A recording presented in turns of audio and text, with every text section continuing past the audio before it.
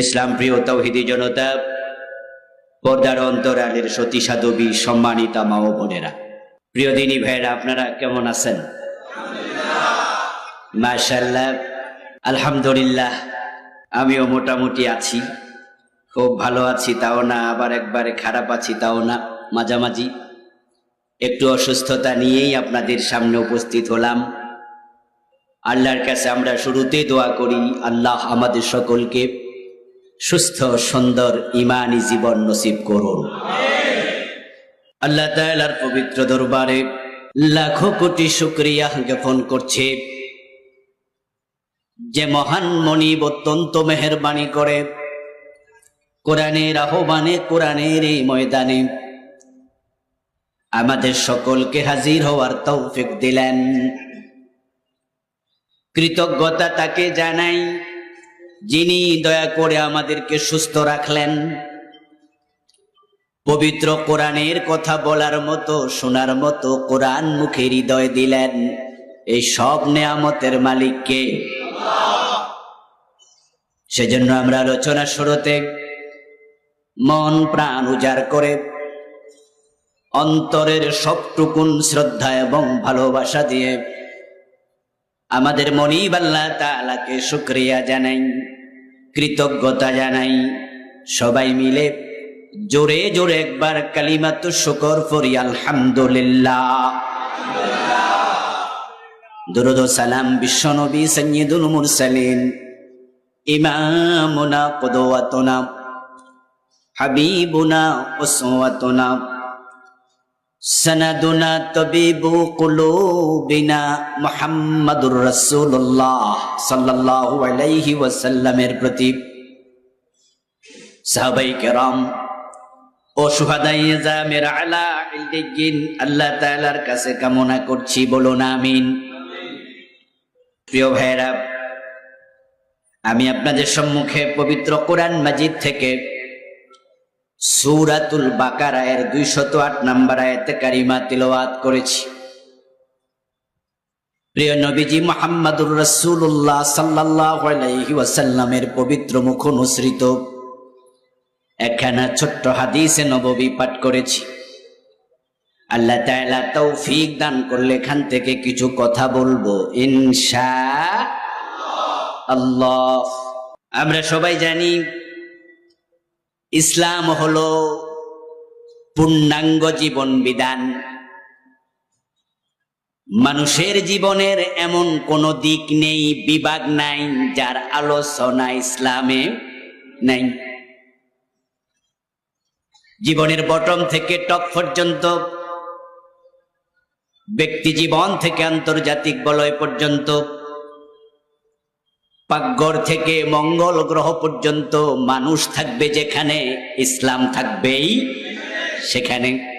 সূরাতুল বাকারার 208 নম্বর আয়াত আল্লাহ তাআলা এই কথাটাই বললেন, উদখুলু ফিস সিলমি কাফা। হে ঈমানদারেরা, তোমরা যারা ঈমান এনেছো, ইসলামে তোমরা পরিপূর্ণ প্রবেশ করো। যারা ঈমানদার, ঈমান আনার পরে কাজ শেষ না শুরু। মাশাআল্লাহ, বুঝ থাকতে হবে, ক্লিয়ার। অনেকে ঈমানদার পরিচয় দেয়, 5 ওয়াক্ত নামাজ পড়ে না, এমন ঈমানদার পরিচয় দাতা আছে না নাই? সে কাজ শেষ করলো না শুরু করলো? শেষ। আজকে 5 ওয়াক্ত নামাজ 1 ওয়াক্ত পড়ে নাই এমন মুসলমানের সন্তান আছে কিনা? আমাদের কারো কারো নিজের ঘরেও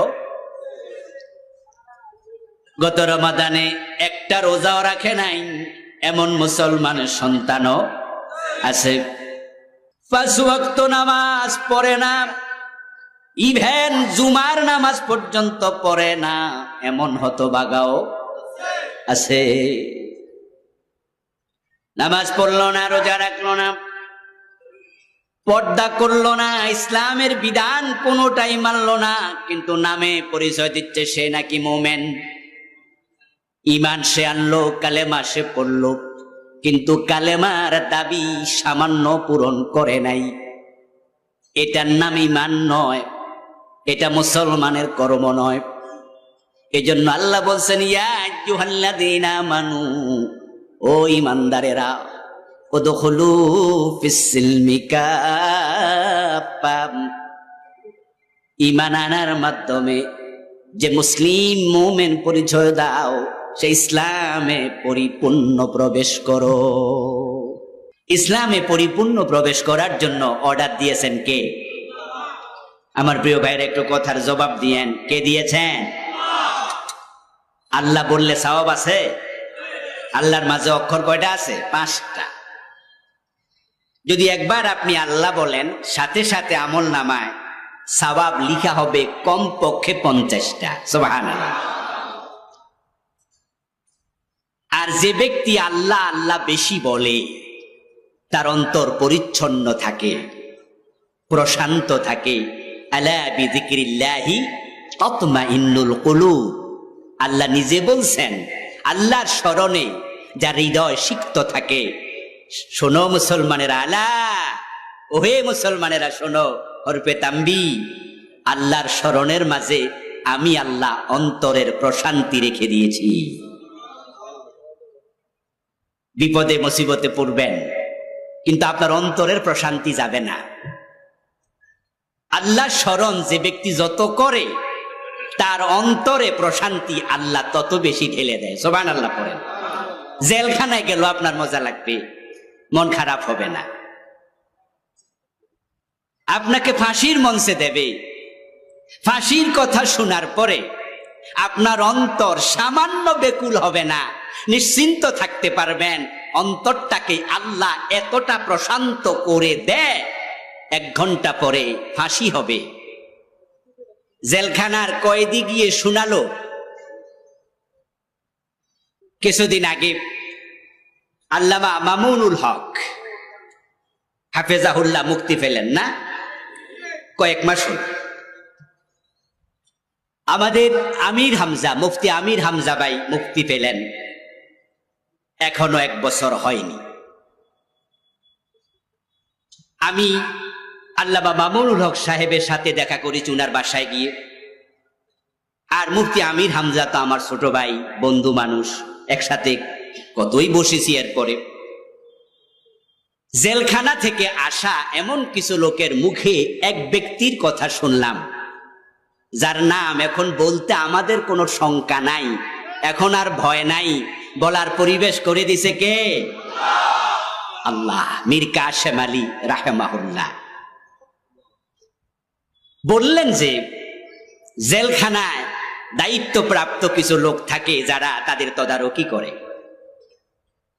মীর কাশেম আলী রাহিমাহুল্লাহকে শোনানো হলো যে আজকে তো আপনার রাতে ফাঁসি কার্যকর হবে। ওনার পরিবারের লোকেরাও দেখা সাক্ষাৎ করে চলে আসছে। উনি ফাঁসি কার্যকর হওয়ার ঘন্টা 1.5 আগে উনার তত্ত্বাবধানকারী যে কারারক্ষী তাকে ডেকে বললেন, আমি একটু ঘন্টাখানেক ঘুমায়া সারি, তুমি আমাকে ঘন্টাখানেক পরে একটু ডাইকা দিও। ঘন্টা 1.5 পরে ফাঁসি, উনি নাকি ঘন্টাখানেক ঘুমাবে। কারারক্ষী বললেন আমাদের ভাইদের কাছে, আমাদের একাধিক ভাই, আমি একাধিক ভাইয়ের কাছে শুনেছি, কারারক্ষী বলছেন যে আমি কিছুক্ষণ পরে এসে দেখি মীর কাশেম আলী ঘুমাচ্ছে, নাক ডাকার আওয়াজ আমি শুনতে পাচ্ছি, মানে নাক ডাকে ঘুমাচ্ছে। তা আমি ঘড়ির দিকে তাকাচ্ছি যে ঘন্টাখানেক পরে ডাকতে হবে। কিছুক্ষণ পরে এসে ডাকবো, ঘন্টাখানেক প্রায় হয়ে গেছে, এসে দেখি উনি এখন আর ঘুমে নাই, উনি নামাজে দাঁড়িয়ে আছে। আচ্ছা আমার ভাইয়েরা, আপনি একটু ভাবুন তো, একটা মানুষের কিছুক্ষণ পরে ফাঁসি হবে, এই মানুষ কি ঘুম আসতে পারে? তার কি ঘুম আসবে? আদৌ চেষ্টা করলো কি ঘুম আসার কথা? কিন্তু ব্যতিক্রম কিভাবে হলো? কিভাবে এটা সম্ভব? আমির জামাত মাওলানা মতিউর রহমান নিজামী রাহিমাহুল্লাহ, ওনার ঐতিহাসিক সংলাপ আপনাদের মনে আছে। এই কথাগুলো রাজনৈতিক ভাবে নিয়েন না, দরকার নাই, কারণ রাজনীতি নিয়ে আমরা এ দুনিয়া আসিনি, মায়ের পেট থেকে এসেছিলাম, কোনো রাজনীতি করতাম না। আবার যখন চলে যাব তখনও আমরা নির্দিষ্ট কোন দলের কর্মী সদস্য হয়ে যেতেও চাই না। আমরা কবরে যাব আল্লাহর নবীর দলের সদস্য হয়ে, ইনশাআল্লাহ। এজন্য আমাদেরকে যখন কবরে রাখা হবে তখন দোয়াও পড়া হবে, বিসমিল্লাহি ওয়া আলা মিল্লাতি রাসূলিল্লাহ। কিন্তু কথাগুলো রাজনৈতিক ব্যক্তিত্বদের, তাই বলে আপনি মনে করবেন না উনি মনে রাজনীতি শুরু করছেন। না, আমি জাস্ট কিছু লোকের উদাহরণ দিলে বুঝতে সুবিধা হয়। Example is the better then advice. কখনো কখনো উপদেশের চেয়ে দৃষ্টান্ত বেশি কার্যকরী হয়। আল্লাহর নাম বলতে গিয়ে আপনারা আসতে বলেছিলেন, তাই সেখান থেকে আমি এদিকে ঢুকলাম। ঠিক আছে না? মনে আছে না যে আল্লাহর স্মরণে প্রশান্তি আছে? আপনার অন্তরকে আল্লাহ প্রশান্তিতে ভরে দেবেন যদি আপনার জিহবাকে, আপনার কলবকে আল্লাহর জিকির দ্বারা আপনি সিক্ত রাখতে পারেন। জেলেও টেনশন হবে না, ফাঁসির মঞ্চ ভয় পাবেন না। মতিউর রহমান নিজামী রাহেমাহুল্লাহর দিকে তাকান। ওনার ছেলে যখন দেখা করতে গেল, উনি জিজ্ঞাসা করছিলেন, বাবা আমি ফাঁসির রশিতে যখন মঞ্চে যাব আমি কি লুঙ্গি পরে যাব না পায়জামা পরে যাব? পরামর্শ করতেছে। আচ্ছা, যে বেটা কিছুক্ষণ পরে মইরা যাবে, এই বেটা লুঙ্গি না পায়জামা, কথায় তো মনে থাকার কথা না। আমার প্রিয় ভাইয়েরা, মীর কাসেম আলী ঘুমাতে পারলো, মতিউর রহমান নিজামী রাহেমাহুল্লাহ সন্তানের সাথে ঐতিহাসিক সংলাপ করতে পারলো। এটা আপনিও পারবেন, আমিও পারবো। কারণ যাদের অন্তর তার আল্লাহকে দিয়ে দেয়, আল্লাহর স্মরণে ব্যস্ত রাখে, দুনিয়ার কোনো টেনশন তাদেরকে টাচ করে না। আমার আল্লাহ নিজে বললেন, আলা বিযিকরিল্লাহি তাতমাইন্নুল কুলুব। আল্লাহর জিকিরের মাঝে, স্মরণের মাঝে আমি আল্লাহ অন্তরের প্রশান্তি ঢেলে দিয়েছি। আচ্ছা, যাদের ফাঁসি হবে, মৃত্যু হবে, মৃত্যুর পরে তারা কার কাছে যাবে? মাশাআল্লাহ, জবাব দিন, কার কাছে? আচ্ছা, যে আল্লাহকে সারাক্ষণ মনে রাখে, সে জানে কিছুক্ষণ পরে ফাঁসি হবে, সে টেনশনটা কেন করবে? মৃত্যুর মাধ্যমে সে তো আল্লাহর কাছে পৌঁছে যাবে, টেনশন কেন করবে? আমরা যখন কারো মৃত্যুর খবর শুনি তখন আমরা কি পড়ি? ইন্না লিল্লাহি ওয়া ইন্না ইলাইহি রাজিউন। আচ্ছা, এটা কি মৃত ব্যক্তির জন্য দোয়া? অনুবাদের দিকে খেয়াল করলে বুঝবেন এটা মৃত ব্যক্তির জন্য দোয়া নয়। সালাতুল জানাজা হিয়া দুআউ লিল মাইয়িত। মূলত জানাজার নামাজটা হলো দোয়া। সেখানে আমরা তৃতীয় তাকবীর দেওয়ার পরে পড়ব আল্লাহুম্মা গফিরলি হাইয়িনা ওয়া মাইয়িতিনা, পড়ব না? আল্লাহুম্মা গফির লাহু ওয়ারহামহু ওয়াফিহি ওয়াফু আনহু ওয়াকরিম নুজুলাহু ওয়াসসি মুদখালাহু। আমরা মৃত ব্যক্তির জন্য জানাজার নামাজে দাঁড়িয়ে দোয়া করি। এজন্য প্রিয় নবীজি সাল্লাল্লাহু আলাইহি ওয়াসাল্লাম বলেছেন, ইজা সাল্লাইতুম আলাল মাইয়িত ফাআখলিসু লাহু দুআ।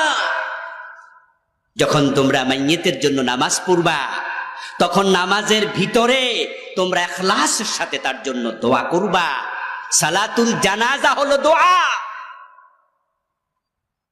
তাহলে মৃত্যুর খবর শুনে যেটা বললেন সেটা কি? সেটা হলো আত্মস্বীকৃতি। আপনি বললেন যে লোকটার মৃত্যুর খবর আমি শুনলাম, সে কি একাই মারা গেল না আমাকেও মরতে হবে? ইন্না লিল্লাহি, আমরা সকলেই আল্লাহর জন্য, ওয়া ইন্না ইলাইহি রাজিউন, আমরা সবাই তার কাছে ফিরে যাব। আচ্ছা, যদি শাহাদাত যার হবে, ফাঁসি যার হবে, সে ঈমান রাখে আল্লাহর উপরে যে আমি কোন অন্যায় করি নাই, বিনা অপরাধে আমাকে ফাঁসি দেয়া হচ্ছে, তার এই মৃত্যুটা স্বাভাবিক মৃত্যু না শাহাদাতের মৃত্যু? কথা বলেন প্রিয় ভাইয়েরা। আপনি জানেন যে আপনি নির্দোষ, দুনিয়ার সব মানুষ জানে আপনি দোষী। এমন অপপ্রচার আপনার বিরুদ্ধে চালানো হলো যে আপনার মা, আপনার বাবা পর্যন্ত জানে আপনি একজন খারাপ মানুষ। ইব্রাহিম আলাইহিস সালামকে যখন আগুনে ফেলা হলো,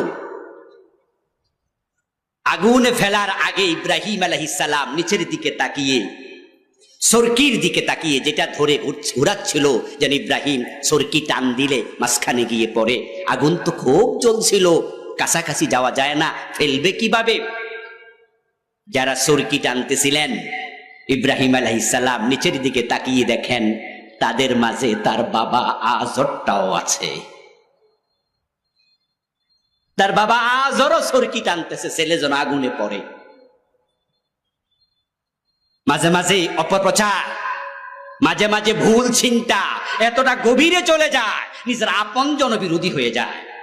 অথচ যে ইব্রাহিমের বিরুদ্ধে পুরা জাতি একমত হয়ে গেল, তার বাবা আজর সহ চিৎকার দিয়ে আওয়াজ দেবেন, সে ইব্রাহিম কি দোষী না নির্দোষ? ইব্রাহিম আলাইহিস সালাম যখন আগুন থেকে 40 দিন পর বের হলেন, কিচ্ছু হয়নি উনার জন্য আগুনকে ফুল বাগান আল্লাহ বানিয়ে দিয়েছিলেন। ইব্রাহিম আলাইহিস সালাম যখন আবার কালেমার কথা বললেন, মূর্তিদের বিরুদ্ধে বললেন, তখন ইব্রাহিমের বাবা আজর বলেছিল, লা ইল্লাম তানতাহি লা আরজুমান্নাকা ওয়াহজুরনি মালিয়া। ইব্রাহিম, তুমি কি এখনো থামবা না? তোমার কারণে এ নমরুদ আমাকে গালিগালাজ করে, আমি তোমার বাবা, তাই আমাকে গালি দেয়। ওয়াহজুরনি মালিয়া, তুমি আমাকে একটু শান্তিতে থাকতে দাও, তোমার কারণে আমিও অশান্তিতে ভুগতেছি। যদি তুমি না থামো, লা আরজুমান্নাকা, আগুনে ফেলেছিলাম, পড়ায় নাই আগুন, তাহলে আমি নিজে তোমাকে পাথর মেরে হত্যা করব।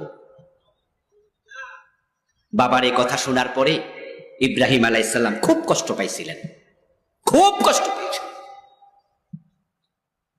তখন তিনি বাবাকে লক্ষ্য করে বলেছিলেন, ঠিক আছে, তাহলে আমি দেশ থেকে চলে যাচ্ছি, আমার রব আমাকে পথ দেখাবেন। তখন তিনি ইরাক থেকে সিরিয়ায় হিজরত করলেন। তামাম দুনিয়ার সব মানুষ জানে আপনি দোষী, ভুল প্রচার, অপপ্রচার, কিন্তু আপনি জানেন যে আপনার কোনো দোষ নাই, আপনি নির্দোষ। এবার আপনাদের কাছ থেকে আমি জবাব চাইব, যদি আপনি নির্দোষ হন আর কেউ আপনাকে গুলি করে মেরে ফেলে, আপনাকে ফাঁসিতে ঝুলিয়ে দেয়, আপনার মৃত্যুটা কি স্বাভাবিক মৃত্যু না শাহাদাত? এবার আপনাদের কাছে আরেকটি জবাব চাইব, শাহাদাতের মৃত্যুর সেই সেরা মৃত্যু কি আর আছে? এই জন্যই তো আমরা আল্লাহর কাছে শাহাদাতের মৃত্যু চাই। আমিও চাই, আমিও চাই, আমিও চাই আল্লাহ যেন আমাকেও শাহাদাতের মৃত্যু দেয়। ফারুক আজম ওমর রাদিয়াল্লাহু তাআলা আনহু তিনি প্রায়শই দোয়া করতেন, আল্লাহুম্মা রযুকনি শাহাদাতান ফি সাবিলিক ওয়াজআল মাউতি ফি বালাদি রাসূলিক। হে আল্লাহ, তোমার পথে আমি ওমরকে শহীদ হিসাবে কবুল করো, আমার মৃত্যুটা তোমার রাসূলের শহরে নির্ধারিত করো। ফারুক আজম ওমর রাদিয়াল্লাহু তাআলা আনহু এই দুটি দোয়া আল্লাহ একসাথে কবুল করেছেন। আল্লাহ ওনাকে শাহাদাত দিয়েছেন, রাসূলের মসজিদে নববীতেই তিনি শহীদ হয়েছেন। সুবহানাল্লাহ, মদিনায় তিনি শাহাদাত বরণ করেছেন। এবার শহীদ মীর কাসেম আলীর দিকে আবার যাচ্ছি, যেখান থেকে আমি আসছিলাম সেখানে গিয়ে আমরা আগের জায়গায় ফিরে চলে যাব ইনশাআল্লাহ। মীর কাসেম আলী রাহিমাহুল্লাহ, উনার বিরুদ্ধে যখন মামলাগুলোর কথা চলছিল তখন তিনি সৌদি আরবে ছিলেন। এইবারে রমাদানে সৌদি আরবের কয়েকজন ভাই আমার সাথে কথা বলছিলেন, ওখানেই মক্কায় অথবা মদিনাতে। প্রসঙ্গক্রমে বললেন যে মীর কাসেম আলীকে আমরা বলেছিলাম যে আপনি দেশে যাইয়েন না, কয়েকজন অ্যারেস্ট হয়ে গেছে, বাকিদেরকে অ্যারেস্ট করবে, অবস্থা ভালো না, আপনি দেশে যাইয়েন না। উনি তখন জবাব দিয়েছিলেন, আমি দোষ করিনি, যদি পালিয়ে থাকি তাহলে কেউ ভুল বুঝা আমাকে দোষী মনে করতে। যেই লোক নিজেকে নির্দোষ দাবি করতে পারে, জানে তাকে যে কারণে ফাঁসি আজকে রাতে দেয়া হবে, ওই কারণগুলোর সাথে তার ন্যূনতম সম্পর্ক নাই। তিনি জানেন যে আমার এই মৃত্যু সাধারণ মৃত্যু না, আমি আল্লাহর সাথে মোলাকাত করব, এটাই শাহাদাতের মৃত্যু হবে। তাহলে তার অন্তরে টেনশন আসবে কেন? তার প্রশান্তির ঘুম তো হতেই পারে। মাওলানা মতিউর রহমান নিজামী রাহিমাহুল্লাহ 28 অক্টোবরের কথা আপনাদের মনে আছে? 2000 কত সন ছিল? 6। যখন লগি বইটার তাণ্ডব চলছিল পল্টনে, ঠিক ওই টাইমে মতিউর রহমান নিজামী রাহিমাহুল্লাহ মাইকে বক্তৃতা দিচ্ছিলেন। উনার বক্তৃতাটা চলাকালেই মূলত লগি বৈঠার তাণ্ডবটা শুরু হয়। সে বক্তৃতা এখনো ইউটিউবে আছে, আপনারা একটু শুনবেন, নিরপেক্ষ দৃষ্টিতে শুনবেন। ওই টাইমেও মতিউর রহমান নিজামী রাহিমাহুল্লাহ উনার কর্মী বাহিনীকে উত্তেজিত করার মতো একটা শব্দ বলেন নাই। এই মানুষগুলো সত্যি আল্লাহর প্রেমিক। আমার প্রিয় ভাইয়েরা, সেই লোকটা জানে 71-এর অভিযোগ আমার কান্দে চাপাইয়া দিয়া কিছুক্ষণ পর আমাকে ফাঁসি দেবে। ওই দর্শন, জ্বালাও পোড়াও, মানুষ হত্যা, যুদ্ধাপরাধের সাথে আমি মতিউর রহমান নিজামীর ন্যূনতম সম্পর্ক নাই। সুতরাং যে অপরাধে ফাঁসি দেয়া হচ্ছে আমি অপরাধী নই। সুতরাং আমার এই ফাঁসির মৃত্যুটা কি স্বাভাবিক মৃত্যু না শাহাদাত? তুমি তার ছেলের সাথে বলবে যে কি কাপড় পরবো, গল্প করবে, টেনশন নাই। ইভেন উনি তার ছেলেকে বলেছিলেন, আমার মৃত্যুর পরে তোমরা কারা কারা যাবে পাবনায়, তবে তোমার মাকে নিও না সাথে, কারণ বুড়া মানুষ কষ্ট পাবে। তুমি যাইও, তুমি আমার নামাজের ইমামতি করো। মনে হয় যেন বেড়াতে যাচ্ছে, গল্প চলছে, কোনো টেনশন নাই। আলা বিযিকরিল্লাহি তাতমাইন্নুল কুলুব। আমার প্রিয় ভাইয়েরা, বলছিলাম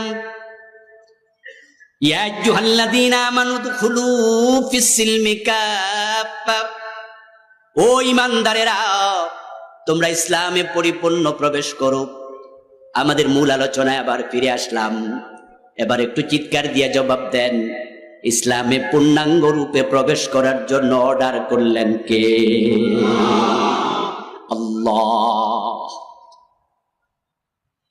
আল্লাহ যখন বললেন কুতিবা আলাইকুমুস সিয়াম, তোমাদের উপর রোজা ফরজ করা হয়েছে, রোজা রাখার জন্য আল্লাহ অর্ডার দেওয়ার পরে রোজা রাখা নফল না ফরজ? আল্লাহ যখন বললেন আকিমুস সালাহ, তখন নামাজ দিনে 5 বার কায়েম করা নফল না ফরজ? আল্লাহ যখন বললেন সামর্থ্য যার আছে, ওয়ালিল্লাহি আলান নাস হিজ্জুল বাইত মান ইসতাতা ইলাইহি সাবিলা, সামর্থ্য থাকলে জীবনে একবার হজ করো। সামর্থ্যবানের জন্য হজ করা নফল না ফরজ? তা আল্লাহ অর্ডার দিলে কাজ করাটা কি হয়? তাহলে ইসলামে পরিপূর্ণ প্রবেশ করো। এখন আমরা যারা মুমিন, ইসলামে পরিপূর্ণ প্রবেশ ফরজ। এ বিষয়ে কারো দ্বিমত আছে? দ্বিমত আছে? ইসলামে পরিপূর্ণ প্রবেশ করা অর্ডার কার? এই অর্ডার মানা নফল না ফরজ? এবার বলুন তো, যে ইসলামে নামাজ আছে সেই ইসলামে চোর ধরে হাত কাটো, এই অর্ডার আছে না নাই? 53 বছরের বাংলাদেশে এই অর্ডার পালন করছেন কয়দিন? যে ইসলামে রোজার কথা আছে, জেনা করলে অবিবাহিত নারী পুরুষকে 100 বেত্রাঘাত করো, বিবাহিত হলে পাথর মারো, এমন অর্ডার ইসলামে আছে না নাই? তো সেই আইন বাংলাদেশের 53 বছরে মানছেন কয়দিন? হজ করার জন্য আওয়ামী লীগ, বিএনপি, জাতীয় পার্টি, জামাত ইসলাম, নেজামে ইসলাম সব দলের লোক মক্কায় যায়। সৌদি আরব বাংলাদেশে কোঠা দেয় 1 লাখ, লাইনে থাকে 1.5 লাখ। বাকি 50,000 হজ মন্ত্রণালয় বলে এই বছর যাওয়ার সুযোগ আপনার নাই, পরের বছর যাইয়েন। 1 বছর হজ করে না, 2 বার 3 বার করে, 5 বার 10 বার হজ করে, এমন লোকও আছে না নাই? যে হজ করার জন্য জামাত, বিএনপি, আওয়ামী লীগ, জাতীয় পার্টি সবাই মিলে দৌড় মারলেন মক্কায়। হজ আপনার উপর ফরজ, এটা আল্লাহর বিধান। মদ পান করলে 80 বেত লাগাতে হবে, এই বিধানটা ইসলামে আছে না নাই? 53 বছরে কয়জন মদখোরকে 80 বেত লাগিয়েছেন? তাই ইসলামে আমরা বাংলাদেশের লোকেরা পুরাপুরি ঢুকছি না অর্ধেক? অর্ধেক ঢোকার অনুমতি আপনাদের দিল কে? বাংলাদেশ জামাত ইসলামী এই কথাই বলছে চিরদিন, এই প্রতিষ্ঠার পর থেকে 1941 সাল থেকে। আজকে জামাত ইসলামের উদ্যোগে আয়োজিত এই মাহফিল, জামাত ইসলামীর নাম ছাড়া আমরা ওয়াজ করেছি গত 15 বছর, কোন মাহফিলে জামাতের নাম নেই নাই। কিন্তু আজকে জামাতের নাম নিয়া যে পূর্ণাঙ্গ ইসলামের কথা বলছি, গত 15 বছরের নাম ছাড়া ওই পূর্ণাঙ্গ ইসলামের কথাই বলেছি। কারণ তখন নাম নেয়ার কোনো পরিবেশ ছিল না। জামাত ইসলামী পূর্ণাঙ্গ ইসলামটাই চায়। আর জামাত ইসলামীর জন্য সমস্যাটাও এটাই। কারণ যারাই পূর্ণাঙ্গ ইসলামের কথা বলে তখনই জালেমদের গায়ে জ্বালা পোড়া শুরু হয়ে যায়। তারা জানে নামাজের কথা বললে অসুবিধা নাই, মসজিদে মানুষ যাক নামাজ পড়ুক, তার সিনেমা হল বন্ধ হবে না। কারণ নামাজি যেমন সমাজে আছে, সিনেমা দেখার লোকও আছে, শুক্রবারেও সিনেমা দেখে এমন লোক আছে না নাই? ওরা ভাবে নামাজি মানুষ হোক, আমরা কি, কারণ আমাদের লোক তো আলাদা, এরা তো আমাদের এখানে আইব। এই জন্য নামাজের ওয়াজ করলে সিনেমা হলের মালিক খেপে ওঠে না, রোজার ওয়াজ করলে সুদী ব্যাংকের মালিক খেপে ওঠে না। কারণ সুদী ব্যাংকের মালিক জানে এই দেশের সব মানুষ যদি রোজা রাখে এই দেশের সুদ কি বন্ধ হয়ে যাবে? সুন্দরই চলছে, আরো ভালোই চলবে। বরং রমাদান মাসে ব্যাংকে লেনদেন কি কম হয় না বেশি হয়? তো সুদী ব্যাংকে রমাদানে সুদ মওকুফ থাকে, ঠিক না? ওরাও জানে পাবলিক রোজা রাখলো সুদের কোনো অসুবিধা। এই জন্য নামাজের ওয়াজ যে হুজুররা করে, যে দল করে, রোজার ওয়াজ যে পীর সাহেব করে, হজের ওয়াজ যে আলেম ওলামা করে, পূর্ণাঙ্গ ইসলামের কথা বলে না, ওই পীর ওই আলেমদেরকে জেল খাটা লাগে না, তাদের বিরুদ্ধে মামলা হয় না। কারণ যারা অর্ধেক ইসলাম মানে তারা শয়তানের দোস্ত। এজন্য আল্লাহ আয়াতের শেষে বলছে ওয়ালা তাত্তাবিউ খুতুওয়াতিশ শাইতান, ইসলামে পূর্ণাঙ্গ প্রবেশ করো, শয়তানের পদাঙ্ক অনুসরণ করো না। অর্ধেক ইসলাম মানাই মানে হলো বাকি অর্ধেকটা শয়তানের জিম্মায় চলে যায়। তো যারা সুদী ব্যাংকের মালিক, সিনেমা হলের মালিক, যারা মদখোর, মদের ব্যবসায়ী, তারা ভাবে মানুষ নামাজি হবে, রোজাওয়ালা হবে, আমাদের অসুবিধা কি? আমাদের মদ, আমাদের সুদ, আমাদের সিনেমা হল বন্ধ হবে না। এবার আপনাদের কাছে একটু আমি জানবো, দয়া করে যারাই বোঝেন একটু উত্তর দিয়েন, দেশে যদি পূর্ণাঙ্গ ইসলাম আসে সুদী ব্যাংক কি থাকবে? সিনেমা হল চলতে দেয়া হবে? মদের ব্যবসা কি চলবে? মদ পান করলে 80 বেত দিয়ে পিঠের চামড়া তুলে ফেলা হবে। তখন তারা ভাবে পূর্ণাঙ্গ ইসলাম আসলেই তো সমস্যা। এই জন্য তখন তারা, যারা পূর্ণাঙ্গ ইসলামের কথা বলে, তাদের বিরোধিতা করে। আচ্ছা, আল্লামা সাঈদী রাহিমাহুল্লাহ, উনাকে আপনারা দেখেছেন, সরাসরি ওয়াজ শুনেছেন, এমন লোকের সংখ্যা এখানে অনেক। এ কুমিল্লা টাউন হলে, এ কুমিল্লা ঈদগাহের মাঠে আমরা কত ওয়াজ শুনেছি, ঠিক কিনা?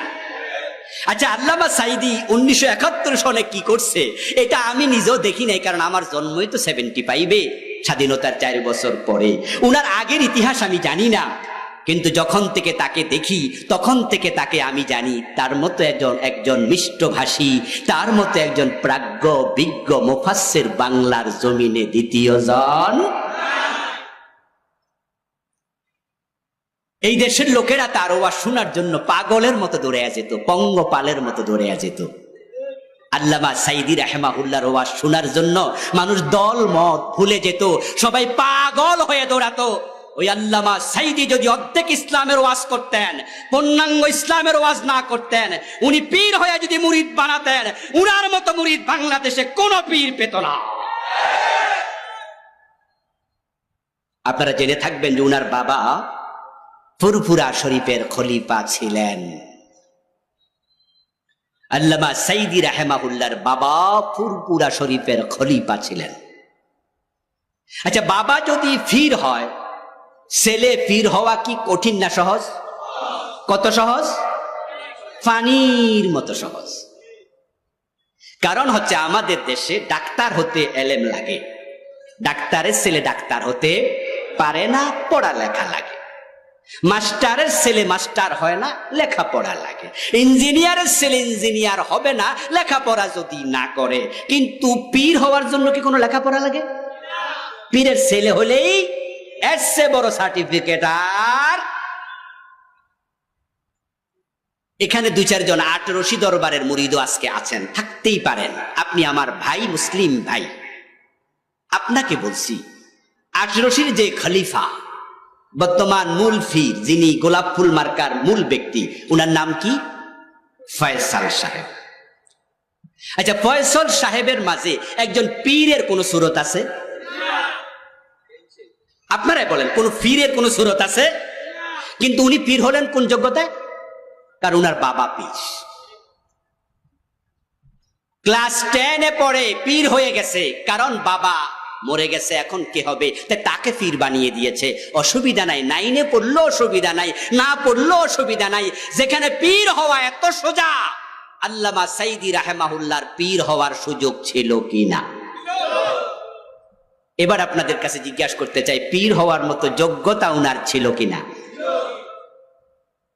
পীর হইলে কি এই দেশে মামলা খায় না হালুয়া রুটি খায়? হালুয়া রুটি খাওয়ার সুযোগ ছিল কিনা? জেলে কি এক যোগ পচা লাগতো না আরামে থেকে মরতে পারতো? আমরা সবাই বুঝি, কিন্তু পূর্ণাঙ্গ ইসলামের কথা বললে আরামে থাকা যায় না। আল্লাহর নবী সাহাবারা জীবন দিয়েছেন যেই পথে, আমরা হাসতে হাসতে সে পথে চলতে চাই। পূর্ণাঙ্গ ইসলাম মানা ফরজ, ফরজের কথা বলে প্রয়োজনে শাহাদাত বরণ করতে চাই। আল্লাহর বক্তব্য, ইসলামে পরিপূর্ণ প্রবেশ করো। ইসলামে পরিপূর্ণ প্রবেশ করার কথা আল্লাহ তাআলা কেন বললেন? এবার কারণ শুনুন। কারণ ইসলামে পরিপূর্ণ যদি প্রবেশ না করেন, যতটুকু করলেন বাকিটুকু আল্লাহর অধীনে আর থাকবে না। একজন ব্যক্তি ধরেন ইসলামের 90% মানে, যারা বুঝলেন তখন ওয়াজ, তারা একটু জবাব দিয়েন তো দয়া করে। বাকি 10% কি আল্লাহর কাছে আছে না শয়তানের কাছে? ইয়েস। একজন ব্যক্তি অর্ধেক মানল, নামাজ রোজা হজ যাকাত আলহামদুলিল্লাহ মানে, মসজিদে গেলে আল্লাহ ছাড়া কারো কথা শুনে না। ওই লোকটাই যখন সংসদে এমপি হইয়া ঢোকে, তখন আল্লাহর আইনের পক্ষে একটা কথাও বলে না। এমন এমপি আছে না নাই? বরং 53 বছর তো এই এমপি সংখ্যাই। মসজিদে যাওয়ার পরে ইমাম মাগরিবের নামাজ 2 রাকাত পড়ে সালাম ফিরিয়ে দিল ভুলে। পিছনে যত মুসল্লি আছে একজনও সালাম ফিরাবে না, বরং লোকমা দেবে।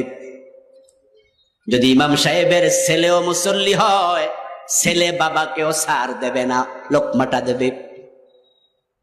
জোহরের নামাজ 4 রাকাত, 2 রাকাত পড়ার পরে আত্তাহিয়াতু পড়া ওয়াজিব, এজন্য বসতে হয়। কুমিল্লা জসকোট মসজিদের ইমাম নামাজ পড়াচ্ছে, পিছনে জজ সাহেব নামাজ পড়তেছে। 2 রাকাত পরে যখন ইমাম দাঁড়ায় যাইতে শুরু করলো, তখন পিছনে সব মুসল্লি লোকমা দিল, জজ সাহেব নিজেও লোকমা দিয়ে দিল। কারণ 2 রাকাত পরে আত্তাহিয়াতু পড়তে হবে, বসতে হবে, এটা ওয়াজিব।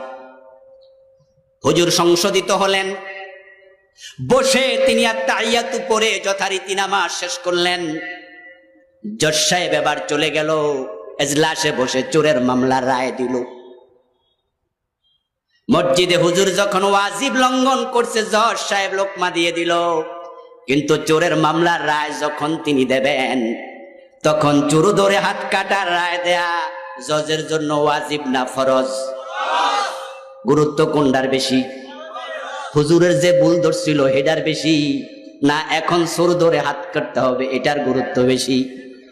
এখন জজ সাহেব চোর ধরে হাত কাটার রায় জীবনে একদিনও দেয় নাই, এটা যে ফরজ এ নিয়ে তার কোনো চিন্তাও নাই। কারণ এমন জজ, এমন ব্যারিস্টার বাংলাদেশে তৈরি হয়েছে, সে যতটুকু পাবে অতটুকু নিয়ে এমন জোরে টান মারবে, তোমার বাকি 90% ছুটাইয়া দেবে। আমার প্রিয় ভাইরা, ইসলামে পরিপূর্ণ প্রবেশ করে কথাটা বোঝানোর জন্য এক দুইটা উদাহরণ দিলে বুঝতে একটু বেশি সহজ হয়। আমরা যখন মশা বেড়ে যায়, তখন মশা থেকে বাঁচার জন্য আমরা মশারি টানাই, টানাই না? আচ্ছা, মশারি যখন টানান, তখন মশারির ভিতরে হাত একটা ঢুকাইলেন, আরেকটা বাহিরে রাখলেন, পা ঢুকাইলেন, মাথা ঢুকাইলেন, পেট ঢুকাইলেন, সব ঢুকাইলেন, শুধু অতটুকু বাহিরে রাইখা দিলেন। এলাকার মশারা বেজান না খুশি? কোন কারণে খুশি? ওরা বলবে যে অতটুকু পাইলা আমাদের জন্য আপাতত চলে। আচ্ছা, এলাকার মশারা যখন আপনার হাতের মাঝে এসে কামড়াবে, একাই কামড়াবে না বন্ধুদেরকে দাওয়াত দেবে? মশারা যে গুনগুন করে গান গায়, এটা আসলে গান না, এটা তাদের কথা ট্রান্সফার করার একটা মাধ্যম। প্রত্যেক মাখলুককে কথা বলার ক্ষমতা দিয়েছে কে? সব মাখলুক তার মুখে জিকির করে, তাদের জিকির বুঝার ক্ষমতা আমাদের নাই। তারা কথা বলে, ওই কথা বুঝার ক্ষমতা আমাদের নাই। আমার প্রিয় ভাইরা, আবার বলুন তো, আপনার যে হাতখানা মশারির বাহিরে, যদি কোনো এমন মানুষ যে হাত বাহিরে রেখা ঘুমায় আর মশা তার হাতের মাঝে ম্যালেরিয়ার জীবাণু ঢুকাইয়া দেয়, মশারির ভিতরে যতটুকু অংশ আছে ওইটুকু অংশের সমস্যা আছে না নাই? এই অবস্থায় যদি কেউ রাত কাটায়, আমরা বলি মশারি টানাইয়া লাভটা কি? قال النبي صلى الله عليه وسلم المؤمن كالجمل الأنف। প্রিয় ভাইরা, বলছিলাম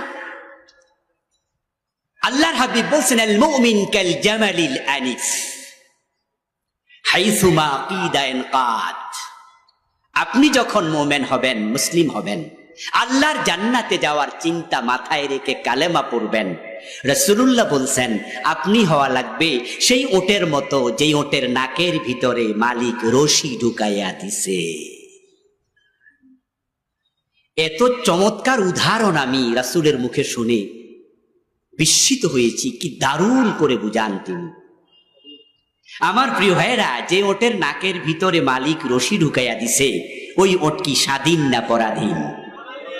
ওই ওট কি নিজের মন মতো কদম রাখে না মালিকের টান মতো? মালিক রশি টানে যেদিকে, কদম রাখতে বাধ্য সেদিকে। তুমি মুমিন হওয়ার পরে ইসলামের বাহিরে, আল্লাহর কথার বাহিরে একটা কাজ করার অধিকার তোমার। এখন আমাদের দেশের মুসলমানেরা ইসলামকে মানছে না তা নয়, অতটুকু মানে যতটুকু সুবিধা, যতটুকু মানলে কোনো লস নাই। প্রিয় ভাইয়েরা, আপনি যদি তাই মনে করেন, তাহলে আপনি কি আত্মসমর্পণকারী না সুবিধাবাদী? ইসলাম হচ্ছে আত্মসমর্পণ করার ধর্ম, যেখানে আল্লাহর কথার বাহিরে চলার কোনো অধিকার নাই। আল্লাহ রহমান নাম, গাফফার নাম আমাদেরকে অনেক সময় ধোকায় ফেলে।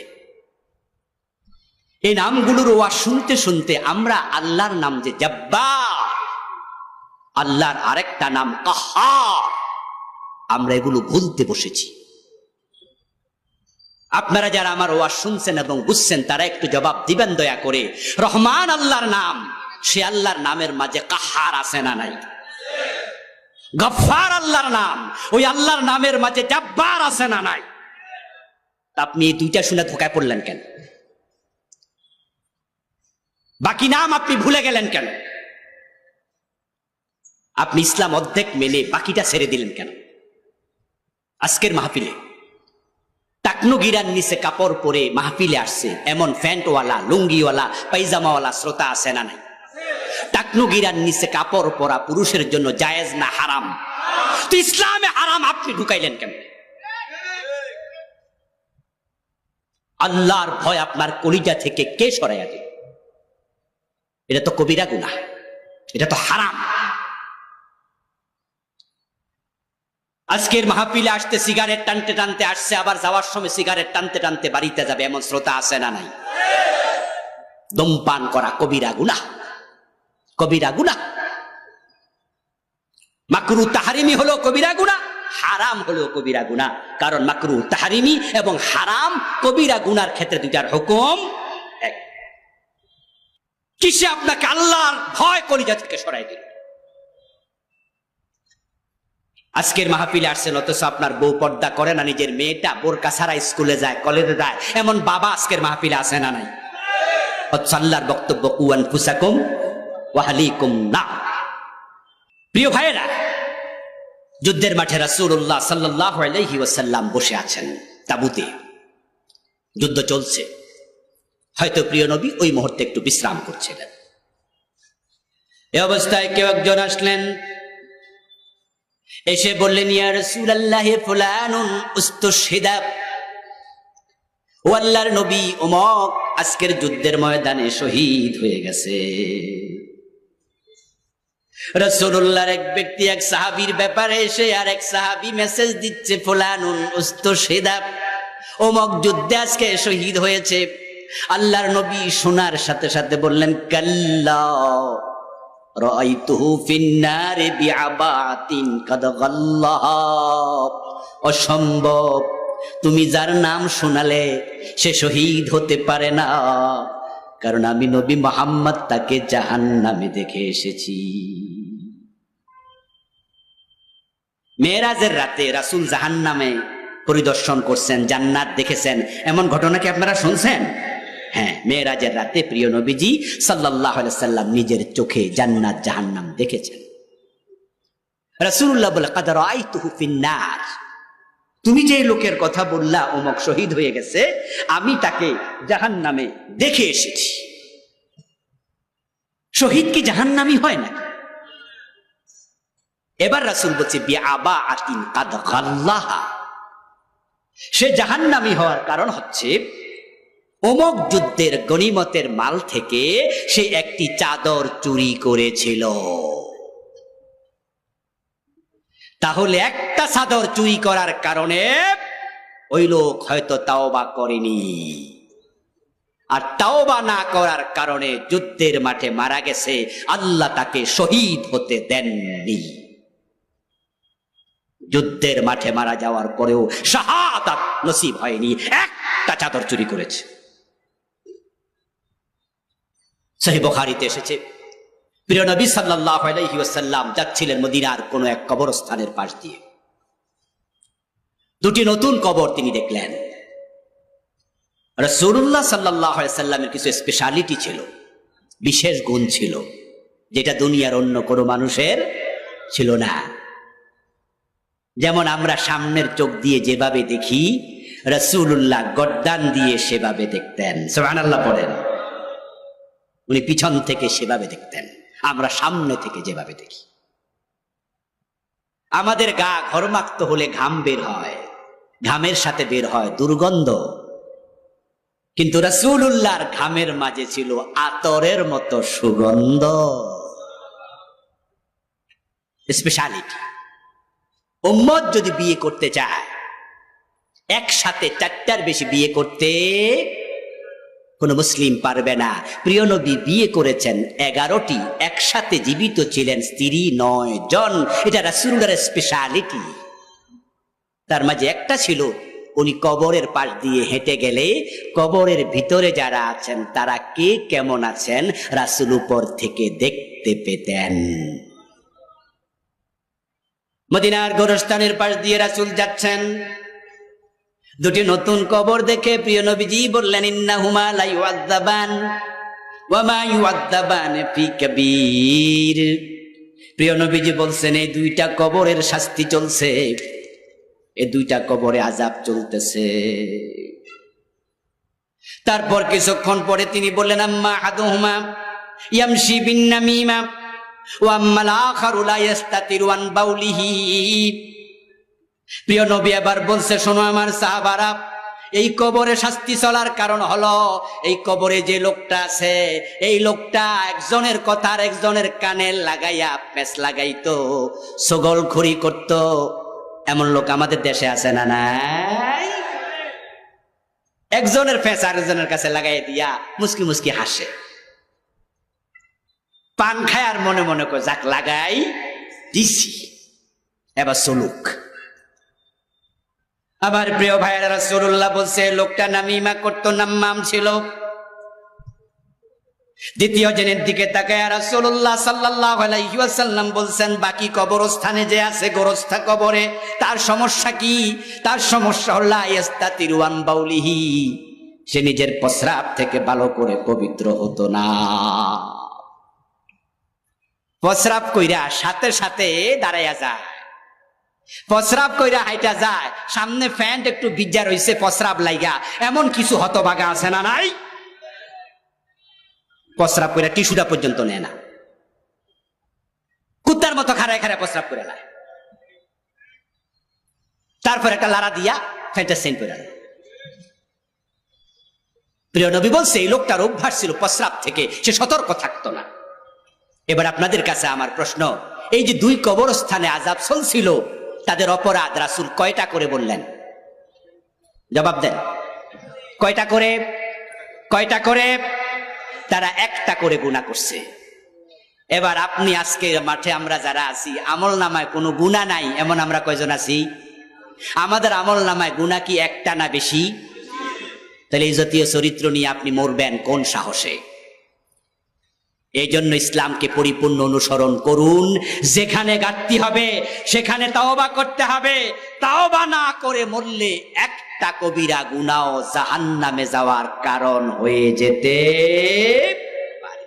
রাসূলুল্লাহ সাল্লাল্লাহু আলাইহি ওয়াসাল্লাম যুদ্ধের ময়দানে এই অবস্থায় একজন সাহাবী এসে বললেন, ইয়া রাসূলুল্লাহ, আজকের যুদ্ধে ওমর সবচেয়ে বেশি বীরত্ব প্রদর্শন করছে, তার সম্মুখে যেই পরে তলোয়ার দিয়ে কচু কাটা করছে, আজকে তার হাতে কত কাফের নিহত হয়েছে হিসাব নাই। রাসূলুল্লাহ সাল্লাল্লাহু আলাইহি সাল্লাম শুনে বললেন, জেনে রাখো এই লোকটা জাহান্নামী। রাবী বলেন, প্রিয় নবীজির মুখের এই কথা শুনে আমি আশ্চর্য হলাম। আজকের যুদ্ধে যে সবচেয়ে বেশি বীরত্ব প্রদর্শন করছে সে রাসূলের সাহাবী জাহান্নামী হবে, কারণটা কি? তাই আমি সিদ্ধান্ত নিলাম এর কারণ আমি উদ্ঘাটন করে ছাড়বই। আমিও যুদ্ধের মাঠে চলে গেলাম।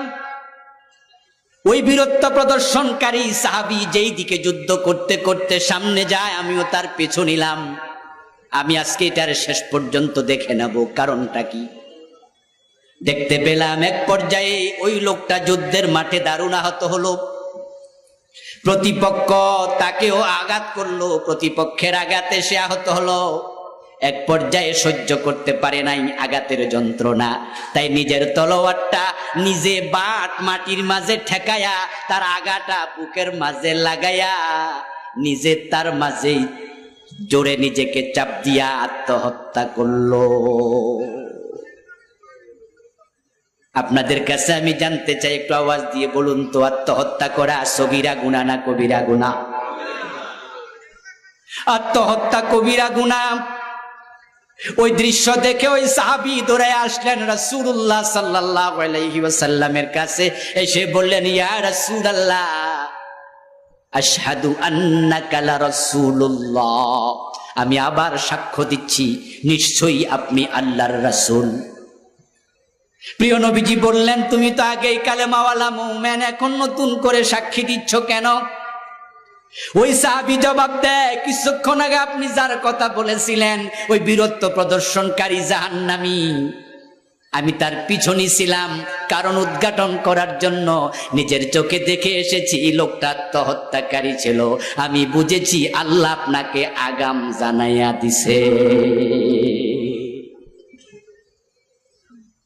এবার আপনারা যারা এই হাদিস শুনলেন, আগেও জানেন আজকেও শুনলেন, অনেকে নতুন, আপনারা একটু জবাব দেন তো, এই যে আত্মহত্যা করছে লোকটা, ওর আমল নামায় রাসূলুল্লাহর পক্ষ থেকে যে ঘোষিত গুনাহ, যেটা ওই সাহাবী শুনাইলো, আমরা আজকে হাদিসে শুনলাম, কয়টা গুনার কথা জানলাম? জোরে বলেন না কয়টা? আচ্ছা, আমাদের আমল নামায় গুনাহ আছে কয়টা? তো উনি যদি একটা কবিরা গুনার কারণে রাসূল কয় জাহান্নামী, একটা চাদর চুরি করার কারণে রাসূল বলে তার সে জাহান্নামী, তাকে আমি জাহান্নামে দেখেছি, নামিমা করার কারণে চগলখোরের কবরে আযাব রাসূল বলছে চলছে, প্রস্রাব থেকে পবিত্র হয়নি রাসূল বলছে আযাব চলছে, আর আপনি অর্ধেক ইসলাম মাইনা বাকি অর্ধেক পুরা জীবন থেকে বাদ দিয়া জান্নাতের স্বপ্ন দেখছেন, এটা কিন্তু দিবা স্বপ্ন হওয়ার সম্ভাবনা আছে। এই জন্য দখলো ফিস সিলমে কাফা, যেখানে পারেননি সেখানে থেমে যান। আপনি বলবেন যে হুজুর ইসলাম কি এত কঠিন? আমি বলবো দোস্ত, আল্লাহ যখন রহমান হন তখন ইসলাম হয়ে যায় একবারে সহজ। আল্লাহ যখন গফফার হন ইসলাম হয়ে যায় একবারে সহজ। প্রিয় নবীজি সাল্লাল্লাহু আলাইহি ওয়াসাল্লাম বলতেছেন, হাসরের ময়দানে আল্লাহর এমন কিছু বান্দা আল্লাহর সামনে যাবে যার আমল নামাতে অনেক গুনাহ, কিন্তু তার উপরে আল্লাহ কোনো কারণে খুশি হয়ে আছে, এমন কোন কারণ ঘটেছিল যা দেখে আল্লাহ খুশি হয়ে গেছে। শুধু একটা ভালো কাজে জান্নাত মিলেছে এমন হাদিসও, ওই যে পতিতা নারী কুত্তারে পানি খাওয়াইছিল, আল্লাহ সব গুনাহ মাফ করে জান্নাত দিয়েছে, সেই হাদিসটাও বুখারীতে আছে না নাই? আল্লাহ যার জন্য রহমান হন তার দিন সহজ।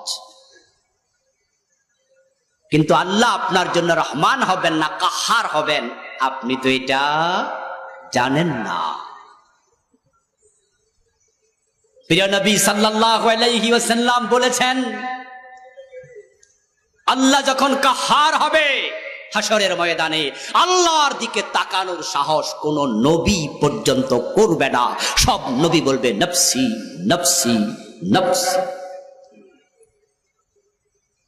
যে আদম আলাইহিস সালাম একটি অপরাধ করেছিলেন, একটি কথা আল্লাহর অমান্য করেছিলেন, সে আদমকে আল্লাহ ক্ষমা করেছিলেন, কিন্তু হাসরের ময়দানে কাহার সূরত আল্লাহ যখন ধারণ করবেন আদম নবীর মনে পড়ে যাবে সে গুনার কথা, সে অপরাধের কথা, ওই নিষিদ্ধ গাছের কাছে কেন গিয়েছি, আল্লাহ যদি এই সূরতে আমাকে ধরে আমি আদমের উপায় তাই। এজন্য প্রিয় ভাইয়েরা, আসুন আত্মসমালোচনা করি।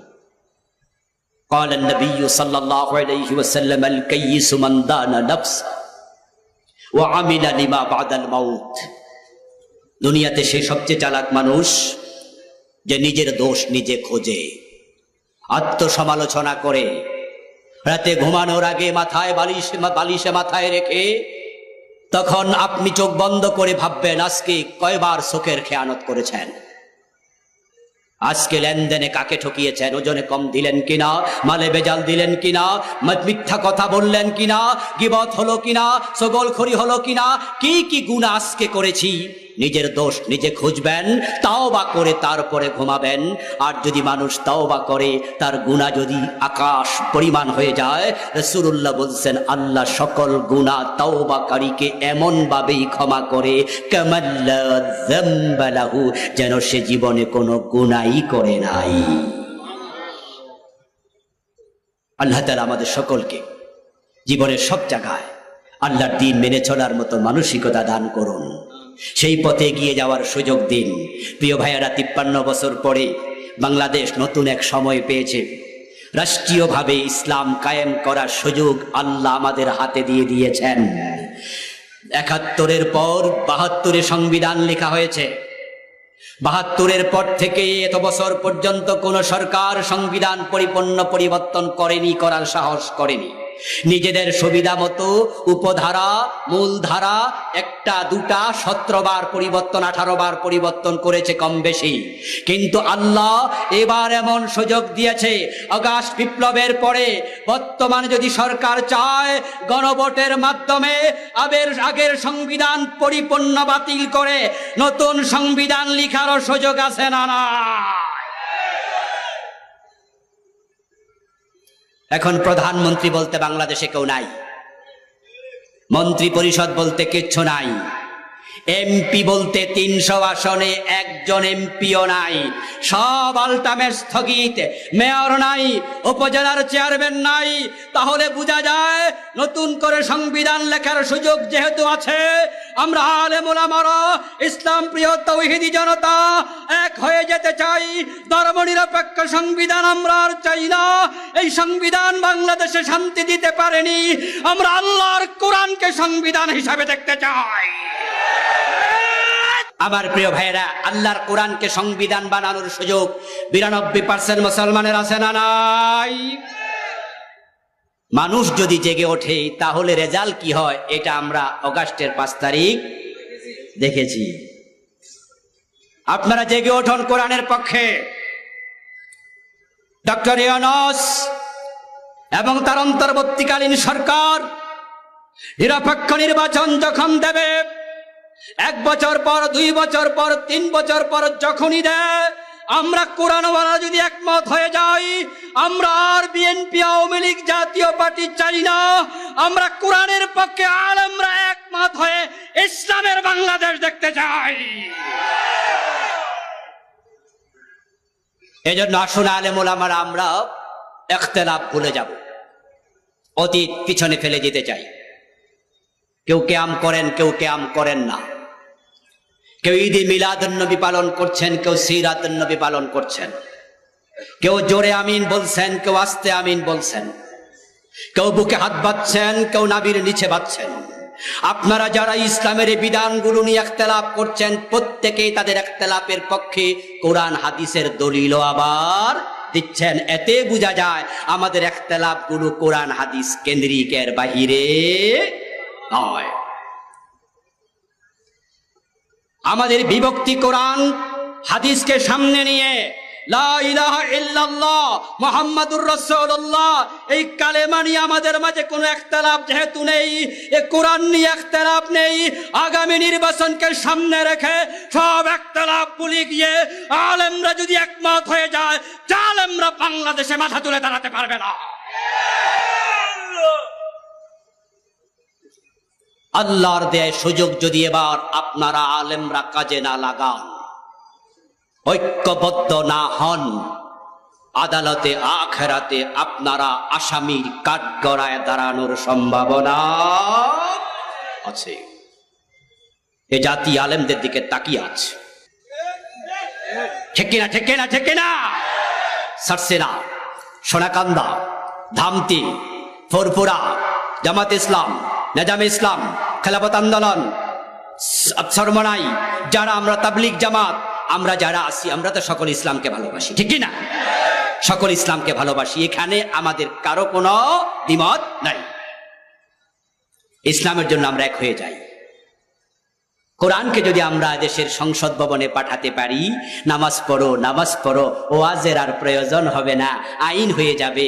আজান হলে দোকান বন্ধ করো, দোকান বন্ধ করবা না, দোকানে তালা লাগিয়ে দেয়া হবে, নামাজ না পড়লে জেলে নেওয়া হবে, মসজিদগুলোতে জায়গা দেওয়া যাবে না। এই সুয়াগাজী বাজারের জামে মসজিদে বিভিন্ন ওয়াক্তে 2 বার 3 বার 5 বার জামাত হওয়া লাগবে। মানুষ জায়গা দিতে পারবেন না।